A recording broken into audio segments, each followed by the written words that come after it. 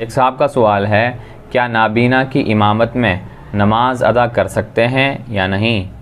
जी हाँ, अगर कोई नाबीना शख्स ऐसा हो जो इमामत के काबिल हो, मुत्तकी और परहेज़गार हो, नापाकी और पाकी का अच्छी तरह ख्याल रखता हो और क़िबले की सिमत का तयन भी अच्छी तरह कर सकता हो, ऐसा ना हो कि नमाज़ पढ़ाते हुए वो क़िबले से फिर जाए, तो फिर बहरहाल नाबीना आदमी इमामत करा सकता है। और अहादीस से भी नाबीना शख्स की इमामत का जवाज़ साबित होता है। और बाज़ किताबों में जो ये लिखा होता है कि नाबीना आदमी की इमामत मकरूह है, उसका मतलब ये होता है चूँकि नाबीना आदमी पाकी और नापाकी का ख्याल नहीं रख सकता है, तो कहीं उसी नाबीनापन की वजह से बदन पर, कपड़ों पर कोई नापाकी लगी हुई हो और इसी हाल में वह नमाज़ पढ़ाए, इस वजह से मकरूह लिखा जाता है। वरना अगर वो इन तमाम तर सिफ़ात से मुत्तसिफ़ है तो बिल्कुल नाबीना शख्स इमामत करा सकता है।